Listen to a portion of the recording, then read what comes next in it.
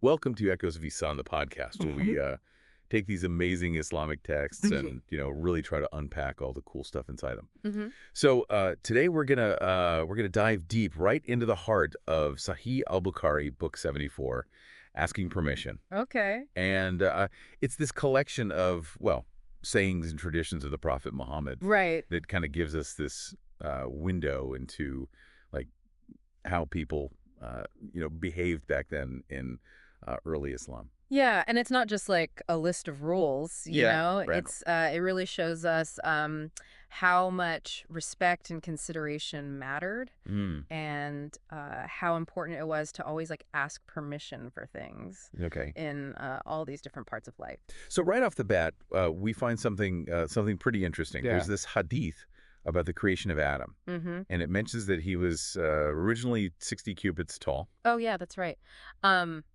Like just to give you an idea, the Okay. cubit's about the length of your forearm. So we're talking about like this huge figure, Wow, that's enormous. maybe like 90 feet tall or something. Okay, but I mean, what does Adam's height have to do with asking permission? Well, the hadith goes on to say that anyone who enters paradise, Mm-hmm. they're going to resemble Adam, like in his original form. Mm. So it might sound kind of wild, but it makes you think about like nature of paradise Yeah. and the perfection that is waiting for believers. Yeah, so it's not just about like being tall or whatever, but No, yeah. like it's more about this state of It's a state of being complete and Oh, being, spiritually elevated. interesting. So it really makes you think. Yeah, you wonder like why would they even mention Adam's height, you know? Right, right. Maybe it's to show us how grand creation really is, Mm. or how paradise can actually change us. Right, Even wow. even our bodies will be perfected. It's definitely something to think about. And kind of sets the stage for for the rest of the book. Definitely. We see this theme of respect and consideration come up pretty early Okay. in the hadith where the prophet gently corrects Al-Fadl for staring at a woman. Right. Right. This hadith is really important because it shows us how important it is to lower your gaze in Islam, Mm-hmm. which is like a key principle of modesty and a respect for other people.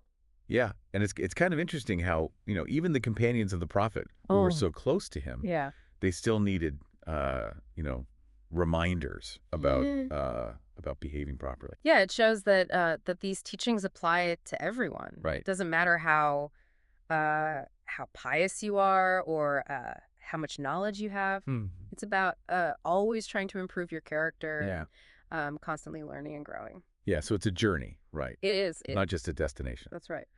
So the next hadith we come across might seem a little random at first. It advises against sitting on roads. Right, right. Yeah. It might seem simple, but it's actually about respecting public spaces and making sure that other people are safe and comfortable. So it's not just about like physically blocking the road, No, it's not just about that. but like thinking about how our actions affect other people. Exactly. Even in little things, Yeah. like sitting on a road. Right. And the hadith goes even further and actually outlines these rights of the road.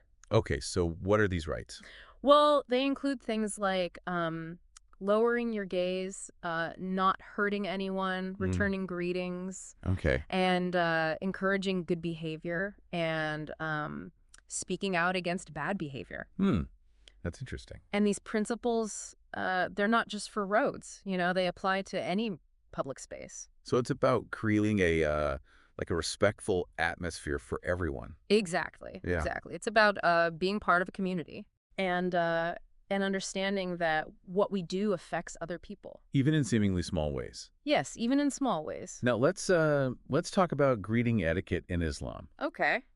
There's a bunch of hadiths that really get into who should greet who first. Right. And these guidelines might seem kind of complicated, Yeah. but there's actually a really beautiful logic behind them. Okay. So, for example, the younger person should greet the older person first. Yeah. The person who's passing by should greet the person who's sitting down. And the smaller group should greet the larger group. So it seems like it's all about promoting humility and respect. Exactly. It's about recognizing different social dynamics and acting in a way that that fosters harmony and respect. It's amazing how these small things can have such a big impact. Yeah, when we do these small acts consistently, they build up over time and help create a society that's virtuous and harmonious. Another hadith that caught my eye is the one that forbids Muslims from deserting each other Okay. for more than 3 days. It seems like there's a deeper meaning here, right, You're right. than just physical separation. Yeah, it's about staying connected as brothers and sisters in the Muslim community. Right. And it encourages us to, actively resolve any conflicts we have and not let misunderstandings, just sit there and get worse.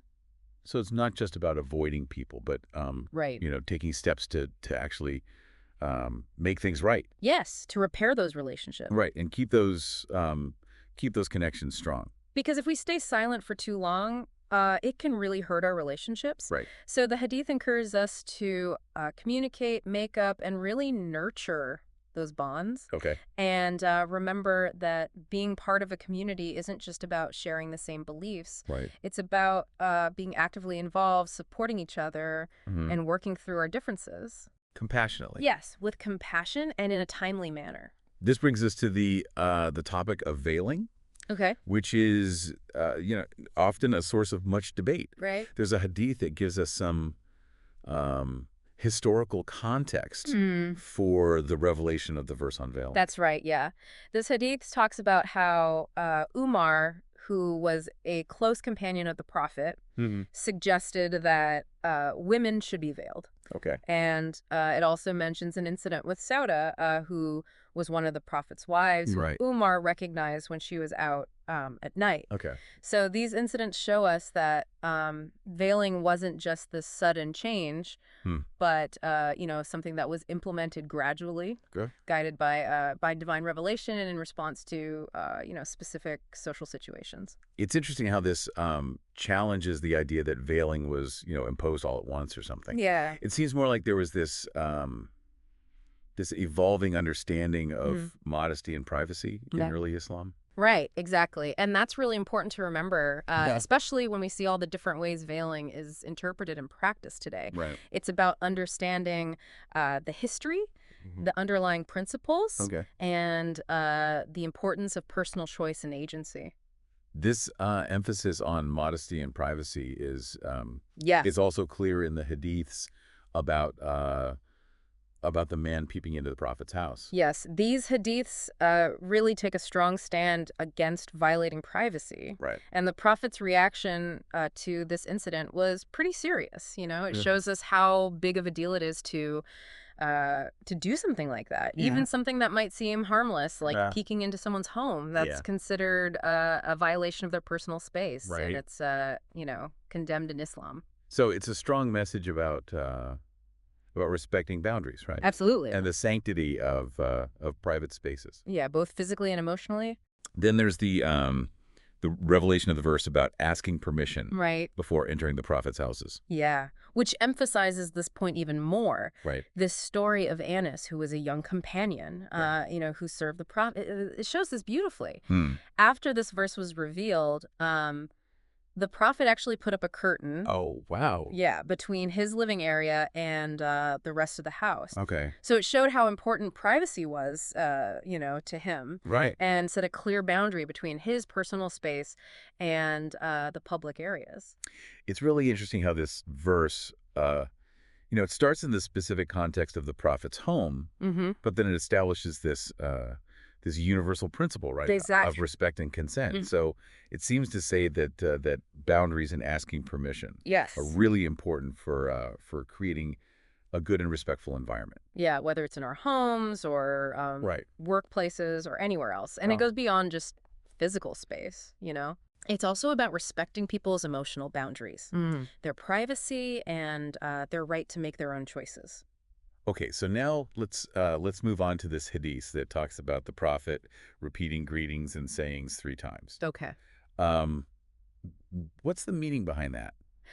Well, the hadith doesn't tell us exactly why. Okay. But scholars have offered some really interesting interpretations. Mhm. It could be that he was, trying to emphasize a point Right. or make sure that people really understood the message. Right. Or even just to express warmth and sincerity. Mm. Think about it. Even when we're just talking to each other, Right. we often repeat ourselves to make sure the other person gets it. Right. Or to show how strongly we feel about something. That's a great point.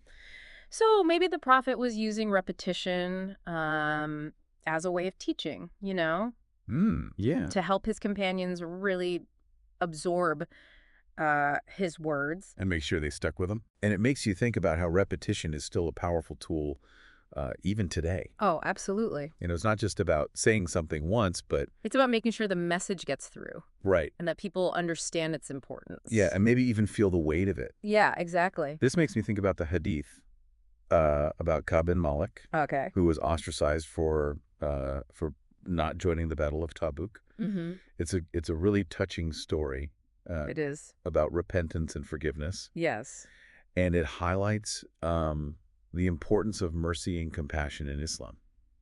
Cobb's story shows us that, even people close to the prophet made mistakes. Mm-hmm. He chose not to fight in the battle because of his own personal struggles Wow. and a moment of weakness.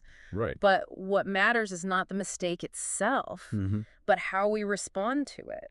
Yeah. Cobb chose to sincerely repent. Yeah. He acknowledged his mistake and asked for forgiveness. Right. Both from God and the prophet. That's right. And his remorse was so strong Wow. that it even moved the other companions, Really? And they pleaded with the prophet to forgive him. So it shows how powerful genuine repentance can be and the importance of community support Yeah. in helping people overcome their mistakes. Right. The prophet's forgiveness of Cobb, after that period of being ostracized, shows us how limitless God's mercy is. Mm-hmm. And it encourages us to never lose hope in his forgiveness, Right. no matter what we've done. No matter the mistakes we've made. It's a story that gives us hope, and it encourages us to seek forgiveness, both for ourselves and for others, because everyone makes mistakes. Right. And real strength comes from acknowledging them and trying to make things right. Yeah. It's a reminder that even when we mess up, there's always a path back to God's grace. Yeah, through genuine remorse. Okay. And a sincere desire to do better. Now let's talk about dealing with hostile greetings from people of other faiths. Okay. The Hadiths about the Jews saying, Assalamu alayka, which means death be on you. Right. Right. Give us some guidance on how to handle those situations. Yeah, and this is really important, especially today when we're interacting with people of different faiths more and more. So how should Muslims respond to these kinds of greetings? Even though he was being provoked, the prophet told his followers to respond with peace and kindness.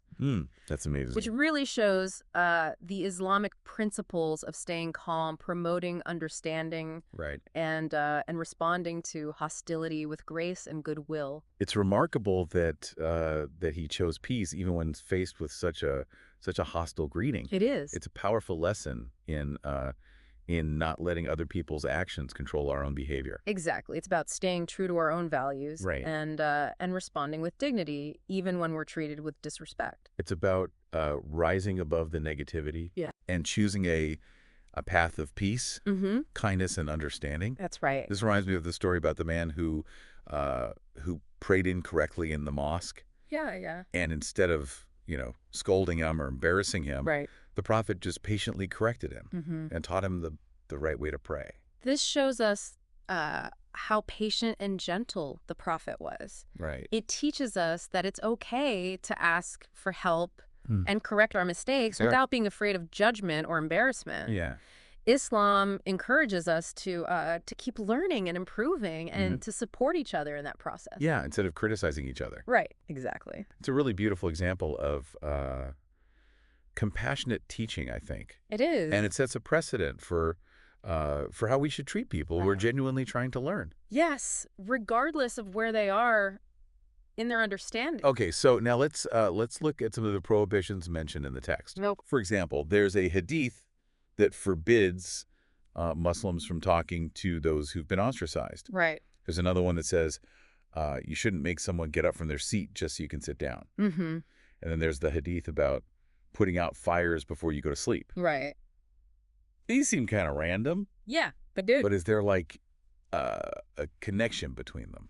Well, you're right. At first glance, they don't seem related. Right. But they all come from this deep wisdom and are rooted in principles of social harmony, respect, and safety. Okay. So, for example, the rule about not talking to people who've been ostracized, it's meant to discourage bad behavior and encourage people to reconcile, you know, by temporarily limiting interaction with that person. Right. The community is trying to create a space for reflection and encourage them to, you know, to take responsibility for their actions and make things right.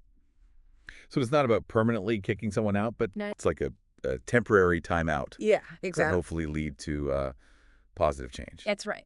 Okay, so then what about not making someone get up so you can have their seat? Well, that's about respecting their comfort and dignity, you know, recognizing that they have a right to their space, right, and not imposing on them. It might seem small, but it's an act of courtesy that promotes equality and respect. And what about extinguishing fires before going to bed? Well, that's definitely a safety precaution, but it also shows a deeper principle of responsibility and thinking ahead. Right. By taking that simple step, we can prevent potential harm and protect ourselves and our belongings. So it's about being aware of, you know, the consequences of our actions. Yes, even in the smallest things. It's amazing how these small things are actually tied to bigger ethical and communal values. Yeah, it's about weaving those principles into our daily lives and creating a society where respect, kindness, and compassion are the norm. Yeah, not the exception. Exactly. That's a really great point. It's not just about the big flashy things. It's about all the little things we do every day that can make a difference. Right, and shape the world around us. That's right. Now, there's this hadith where a man asks for advice on finding a good companion. Right. And Abu Darda's response shows us how important it is to surround ourselves with people who are, you know, righteous and can help us on our spiritual journey. And this is so important today. Yeah. You know, we're surrounded by so many distractions and negative influences. Exactly. So how do we find these good companions? Abu Darda's answer emphasizes that good company is key for spiritual growth. He says to look for people who remind you of God when you see them, whose words increase your knowledge, and whose actions inspire you to do good deeds. So it's all about the power of positive influence, right? Exactly. And surrounding ourselves with people who lift us up and challenge us to be better. Yeah, and remind us of what's truly important. Right, and it reminds us to be careful about who we spend our time with. Yes, because the people we're around shape our thoughts and our actions. Right. And ultimately our character. So we need to choose wisely. We do, because our companions can either help us grow or hold us back. Right. So surrounding ourselves with people who embody the values we aspire to is really important for our spiritual well-being. Okay, so now, to lighten things up a bit, let's look at some interesting stories about the Prophet. Yeah. These little glimpses into his life help us to see him as a real person, you know. Definitely. And make him more relatable. Yeah. Did you know that he had the nickname Abu Turab? Oh, yeah. Father of dust. Yeah, which is kind of funny. It is. It shows his humility and his down-to-earth nature. The hadith says he got that nickname because he was found sleeping in the mosque, covered in dust. It shows that he wasn't concerned with, you know, looking fancy. Right, right. But with the purity of his heart and his devotion to God. It's such a heartwarming image. It is. It shows how simple he was and how little he cared about appearances. He wasn't afraid to sleep on the floor, you know. Yeah. Even though he was the prophet. Exactly. And it also shows, you know, a different side of him. We see him not just as a prophet, but as a husband, a friend, and just a member of the community. Someone who lived a normal life. Yeah. Took naps and had his hair collected by a loving follower. And speaking of which, there's this other story about Sulam, who was a close companion. She collected the prophet's sweat and hair to mix with perfume. That might sound strange, but it shows just how much his followers loved and revered him. In that culture, it was a way of showing deep admiration and affection. Mm-hmm. It shows that they felt a personal connection with him and wanted to keep even the smallest traces of him close. And it also says something about the prophet's character, right? It does. He let them do that, Mm. even though it was, kind of a strange thing. He was humble Right. and accepted their expressions of love. And then there's the Hadith about the prophet's vision Mm-hmm. of his followers as warriors sailing the sea. Yeah, a powerful image. Yeah, it's a really strong image. It evokes the sense of adventure and purpose Right. and unwavering faith. This vision, as described by Haram, Right. it portrays his followers as courageous Yes. and determined individuals, right? Mm-hmm. Spreading the message of Islam. Far and wide, Yeah. facing all the challenges of life with strength and resilience. It speaks to the enduring legacy of his message. Yeah. And the global reach of Islam, right? Exactly. It suggests that his teachings wouldn't be confined to one place or time, Right. but would spread everywhere, reaching all kinds of people and lands. Carried by those who are willing to venture out and share the message. To face the unknown. Right. And share the message of Islam with the world. Okay, so finally, let's talk about the hadiths Yeah. about confiding secrets. Okay. These hadiths advise against leaving someone out Right. when you're having a private conversation. Yeah, this might seem like a small thing, Right. but it's really about being considerate of other people's feelings Mm-hmm. and making sure everyone feels included. So it's not just about keeping secrets. No, it's about being mindful of how our words and actions affect those around us. Exactly. It's about making everyone feel like they belong Mm-hmm. and not hurting anyone's feelings unnecessarily. It's about remembering that even in our private conversations, Yeah. we should act with respect, consideration, and empathy. Well, we've definitely covered a lot of ground here Yes. in this first part of our deep dive into Sahih Bukhari, Mm-hmm. Book 74, Asking Permission. It's amazing how much wisdom and insight Right. we can find in these sayings and traditions. Even centuries after they were, first recorded. Yeah, it's incredible. It's clear that asking permission is about so much more than just knocking on doors. It is. It's about developing a mindset of respect and consideration and seeking consent in every part of our lives. Right, from our interactions with other people to our relationship with God. Exactly. It's about recognizing the boundaries between ourselves and others, Right, between public and private, and even between our own desires and the will of God. right. It's about approaching life with humility, awareness, and a deep sense of responsibility for what we do. Right, and how our actions impact the world around us. It's a reminder that true piety isn't just about rituals and outward appearances, but about living these values every day and creating a world where respect, compassion, and harmony can flourish. And that journey starts with a simple act. Asking permission. Asking permission. Yes. Yeah, it's amazing how, these teachings are from so long ago, but they still offer these really deep insights into human nature, and how to build a society that's fair and harmonious. Right. It's about recognizing that real progress isn't just about technology or whatever, No. but about cultivating ethical and moral values That's right. that actually improve our lives, both individually and as a community. It's about understanding that technology can be a tool. It can be used for good or bad. The important thing is to use it to make the world better. Right. Not just more efficient. Yeah, exactly. Speaking of which, the next hadith might seem a bit out of place. It talks about the prophet's practice of circumcision and other hygiene practices. Yeah, this hadith, it's often called the Hadith of Fitra. Okay. And it emphasizes how important cleanliness and purification are in Islam.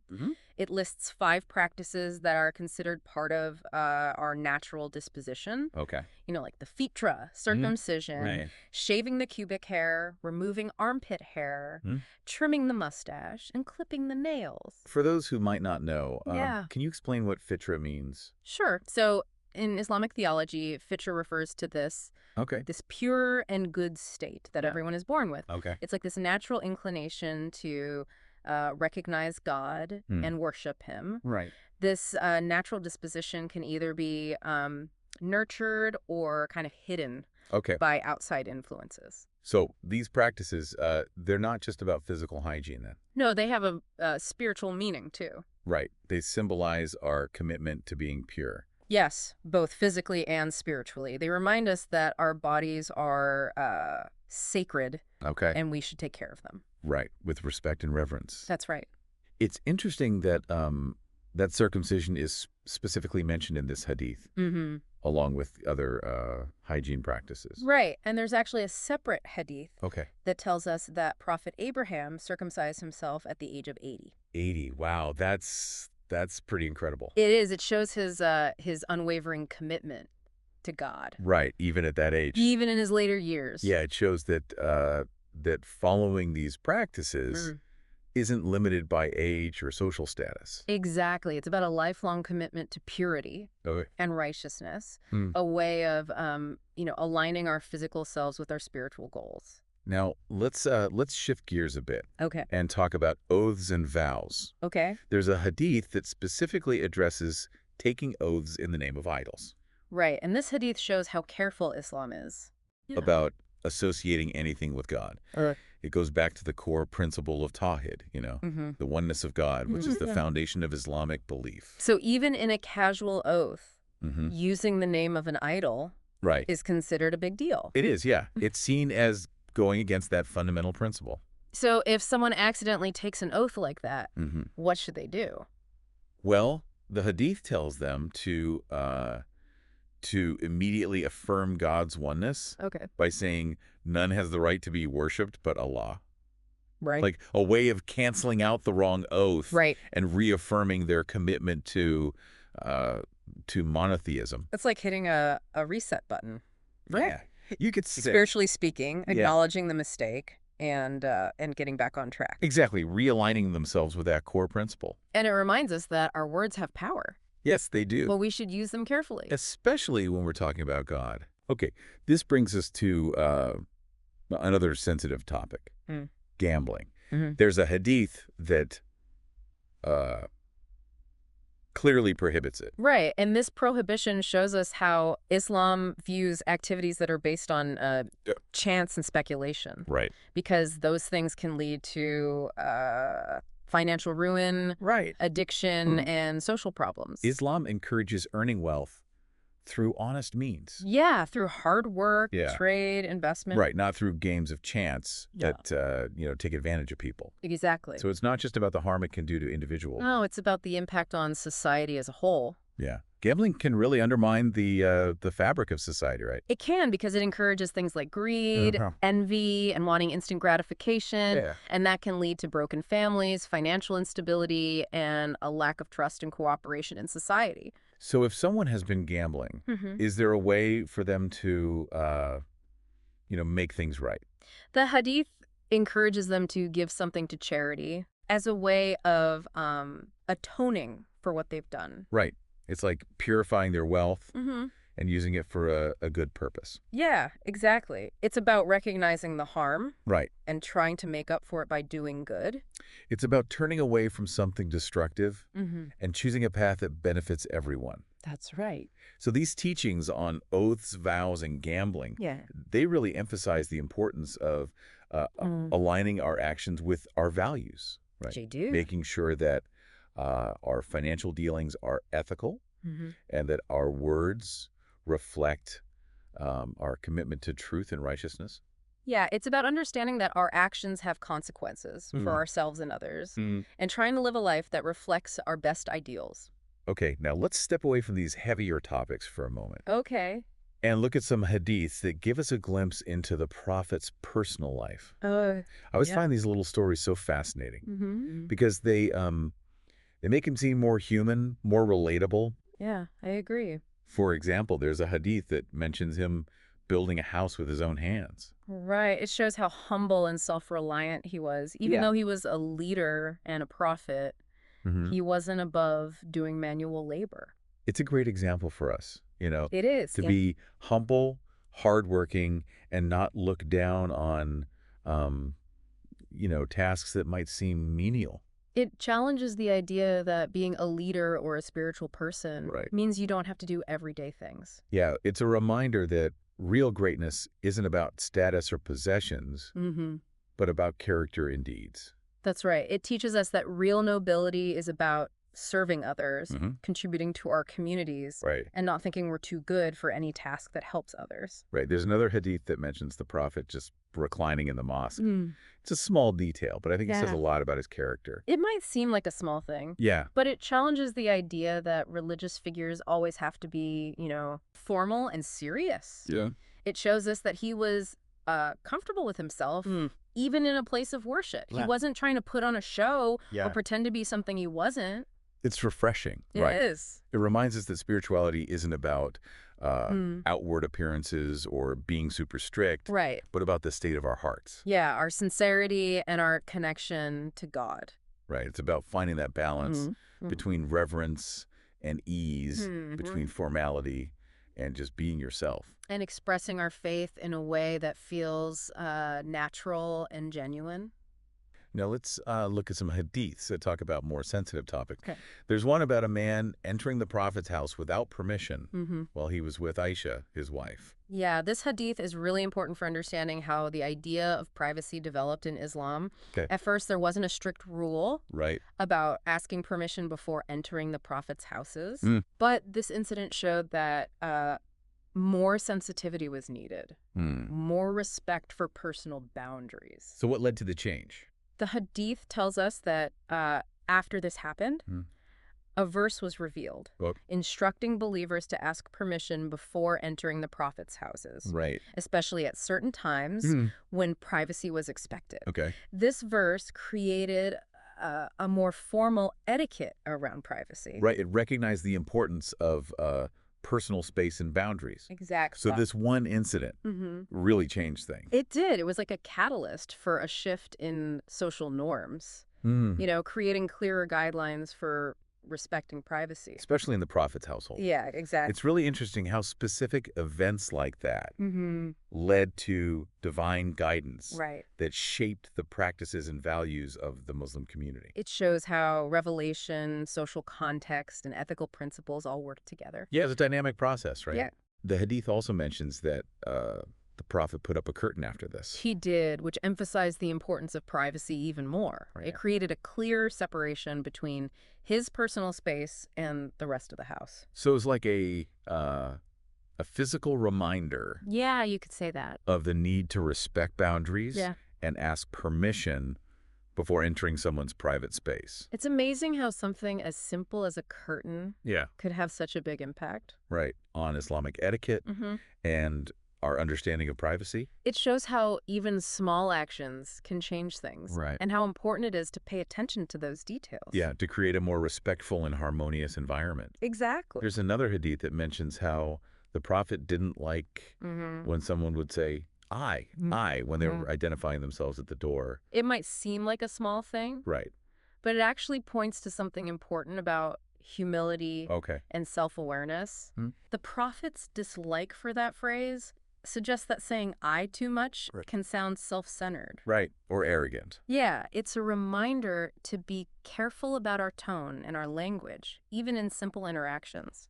So even in how we introduce ourselves, we should avoid drawing too much attention to ourselves. That's right. It's about recognizing that our identity isn't just about our individual ego, but about our relationships, our roles, and our connection to something bigger than ourselves. It's about cultivating humility and recognizing that we're all connected. Exactly, and approaching each other with respect and consideration. Even in the smallest details. Yes, even in the smallest details. All these insights into the Prophet's personal life and habits, they really add to our understanding of him. They do. We see him not just as a prophet delivering revelations, but as a human being. Dealing with the complexities of life, building a home, interacting with people, and establishing norms for a new community. Yeah, it makes him more relatable, Yeah, exactly. We see his humility, his humor, his compassion, his dedication to building a just and harmonious society. It makes his teachings more accessible. Yeah, definitely. And inspires us to be more like him. Not just follow the rules, but embody his character. Okay, so now let's dive into some hadiths about conflict resolution and forgiveness. We've already talked about Ka'b ibn Asasik's story, Right. but there are other stories that shed light on these important themes. There are. I'm especially interested in the hadith that advises against having secret conversations. Okay. When there are 3 people present? Yeah, this hadith encourages transparency and inclusivity. Right. Leaving someone out of a conversation, Yeah. even if you don't mean to, can hurt their feelings and cause problems. Right. It can lead to misunderstandings and distrust. Yeah, exactly. It's about being sensitive to the dynamics of the situation and making sure everyone feels respected and included. Even in casual conversations. Yeah, it's about creating a sense of unity and preventing hurt feelings. And it's not just about personal interactions, right? No, this principle applies to workplaces, community organizations, anywhere people are working together. So this emphasis on transparency and inclusivity, it's really important for building strong relationships. It is, whether it's in families, communities, or organizations. Okay, then let's focus on the hadiths that deal with greetings and interactions with people of other faiths. Okay. The hadiths about the Jews saying, Assalamu alayka. Right. Death be on you. Yeah. They give us guidance on how to handle those kinds of situations. And this is especially relevant today. It is. When interfaith dialogue and understanding are so important. Yeah. So how should Muslims respond to these offensive greetings? These hadiths tell us to respond to hostility with grace and wisdom, even when faced with provocative or offensive language. Right. We're encouraged to stay calm. Right. And not stoop to their level. Exactly. What was the Prophet's response to the Jews' greeting? He simply said, well, I like them. Okay. And upon you. Yeah. And even though it seems neutral, it actually sends a powerful message. Okay. It avoids returning the negativity while still acknowledging their statement. It's a great example of turning the other cheek without compromising your dignity or faith. That's right. It shows that we can uphold our values without resorting to anger or retaliation. It's about taking the higher path. Yes, the path of peace, compassion, and understanding. This approach to interfaith relations is also shown in the hadith about the Prophet sending his companions to intercept a woman who was carrying a letter from a Muslim man to the pagans of Mecca. This hadith shows us a more complex side of interfaith relations. Islam encourages peace and respect for other faiths, but it also recognizes the need to protect the Muslim community from those who want to harm it. So in this case, the man who wrote the letter, his name was Hatib, he claimed he was just trying to protect his family and property in Mecca. But his actions were seen as a betrayal and a potential threat to the Muslims. It's a tough situation, right? It is. It shows that delicate balance between wanting peace with other groups and keeping your own community safe. Right. It's a reminder that even when we're working towards peace, there might be people who want to take advantage of that. That's right. Or undermine those efforts. And even though what Hatib did was serious, the Prophet forgave him, which shows us the importance of mercy and forgiveness. Even in matters of national security. It shows that justice and compassion can go together. Even when we're upholding the law and protecting the community, we should try to be merciful and understanding because people make mistakes. And forgiveness is often the way to healing. And reconciliation. Exactly. These hadiths about interfaith relations, they offer valuable guidance. They do. For navigating our diverse and often challenging world. Right. They remind us that building understanding and respect requires both wisdom and compassion. We need to engage with others sincerely, while also being aware of potential threats and protecting our own communities. It's a difficult balance. It is. But it's essential for creating a world where people of different faiths can coexist peacefully. Yes. Peacefully and respectfully. Okay, now let's explore some hadiths that give us insight into the Prophet's spiritual practices and experiences. There's a hadith that mentions him repeating greetings and sayings 3 times. Right. Now, the hadith doesn't say why, but scholars have interpreted it as a way of emphasizing a point or making sure the message was clear. Repetition is a good way to learn things, right? It is. And to emphasize something. Maybe the Prophet used it to help his companions remember his teachings Yeah, that's a good point. and internalize them. It also shows how important it is to communicate clearly, Right. especially when sharing important messages. Because even the most profound words can lose their impact if they're not communicated effectively. That's true. The hadith about the prophet's encounter with Gabriel is particularly reassuring, I think. Yeah, it is. Gabriel told him that anyone who dies without associating partners with God Right. will enter paradise. It gives hope and comfort to believers. Yeah. It assures them that even if they've sinned, as long as they believe in God's oneness and truly repent, they will be forgiven. It really highlights how important monotheism is in Islam. Yeah. The power of sincere faith and the boundless mercy of God. It reminds us that our relationship with God is what matters most, Right. and that our actions are judged based on our belief and intention. So our actions are important, Yes, yeah. but it's our belief and our intention that ultimately matter to God. That's right. The hadith Yeah.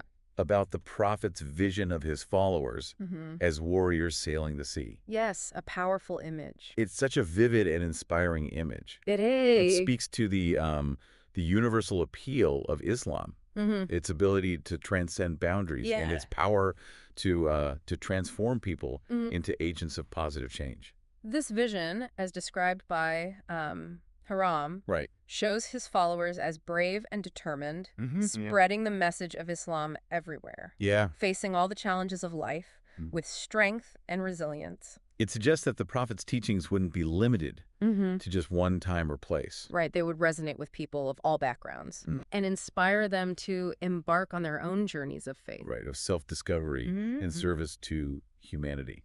This image of warriors sailing the sea, it also speaks to how powerful faith can be. It does. It suggests that embracing Islam isn't just about adopting beliefs and rituals. Right. It's about a journey of growth, challenging ourselves to step outside our comfort zones and face the unknown. With courage and conviction. Exactly. It recognizes that the path of faith isn't always easy. We may face challenges, Yeah. uncertainties, We might have to navigate stormy seas and uncharted territory. but we're not alone on this journey. That's right. We have the support of our community, the guidance of our tradition, and the presence of God. To guide us through the darkness and lead us to the light. These spiritual anecdotes and visions, they give us a peek into the prophet's inner world. Yeah, his relationship with God and his hopes for his followers. They remind us that faith is about both personal transformation and collective action. Right. It's about seeking inner peace while also working to make the world a better place. Okay, now let's look at some hadiths that offer more practical guidance Okay. for navigating everyday life and interacting with others. In a way that promotes harmony and well-being. Exactly. There's a hadith that forbids Muslims from talking to people who have been ostracized. Right, this practice, it's called boycotting. Okay. And it was used in early Islam as a form of social discipline. Right. It was a way to hold people accountable for their actions and encourage them to think about their behavior and make amends. So it wasn't meant to be permanent? No, just temporary. Okay. To address specific issues and restore harmony within the community. It was a way of applying social pressure, right? I could say that. To encourage positive change and reconciliation. It's important to remember the context. This practice wasn't used lightly, Right. and there were guidelines for it. It wasn't about silencing dissent or excluding people forever. It was about addressing harmful behavior and creating a chance for reflection. And reconciliation. Exactly. It's important to understand the historical and social context of these practices, right? Yes, and recognize that they were used in specific circumstances. Okay, the hadith about not making someone get up from their seat so you can sit down. Right. It might seem like a small rule. Yeah. But it teaches us a lot about humility and respect. It's a subtle but important way of acknowledging someone's right to their space. Right. And not imposing on them. It's about recognizing that everyone deserves respect, regardless of their status or position. Yeah, it's about creating a culture of equality where everyone feels valued. Now, let's look at some hadiths that offer practical advice for everyday life, showing how comprehensive Islamic teachings are. There's a hadith that tells us we shouldn't leave a fire burning in our homes when we go to bed. It's about being careful Right. taking preventive measures Mm-hmm. to avoid accidents. And protect ourselves and our property. It's a simple but wise safety precaution. It's a reminder that we should be wise and think ahead, even in everyday matters. Yeah, it's about taking responsibility for our own safety Right. and the safety of those around us. The Hadith about covering utensils, closing doors, and putting out lights before going to bed. Yeah. It's another example of practical wisdom. It is. It might seem like common sense, but it reflects a deeper principle of taking care of what we have and creating a sense of order and security in our homes. Right. It's about being mindful of our surroundings, taking precautions, and creating a peaceful environment. For ourselves and our families. Well, we've covered a lot in this second part of our deep dive. We have. Into Sahih Bukhari, book 74, Asking Permission. It's amazing how many topics are addressed. Yeah, from big ideas like creation and paradise to everyday details. It shows how comprehensive Islam is and how relevant it is to our lives. These teachings are centuries old, but they still offer wisdom and guidance. For navigating the complexities of the modern world. They remind us that faith isn't just about rituals and scriptures. No, it's about living those values every day in our interactions with others. Right. In how we conduct our business and even in how we care for ourselves. It's about striving to be our best in all areas of life and seeking to live a life that pleases God. And benefits humanity. Yeah, it's about recognizing that we're always learning and growing, guided by, revelation and the example of the Prophet Muhammad. It's about seeing that every action, even the small ones, can be a way of worshiping God, showing our commitment to living a life that pleases him. Yeah, I love that. It's not just about these big displays of piety, right? No. But about doing everything with intention and awareness, seeing every moment as a chance to connect with the divine. It's about recognizing that even the ordinary things in life, like eating, sleeping, working, interacting with people, they can all be sacred. Yeah, it's about bringing that awareness of God into everything we do. Exactly. So as we wrap up this deep dive, I'm curious, what resonated most with you personally? Oh, that's a good question. From all these hadiths, what really stood out to you? Well, I think what really struck me was the emphasis on balance. We see it in the teachings on asking permission, respecting privacy, even in the Prophet's own life. He was a man of action, but also contemplation, strength, but also gentleness. He was a leader, but also humble. It's a good reminder that Islam isn't about extremes. Right. It's about finding that middle ground, that harmony. That balance. In every part of our lives. Exactly. And it's about actually living these teachings. Yeah. Not just thinking about them abstractly. Right. Making them a part of our daily experience. That's right. Yeah. I love that perspective.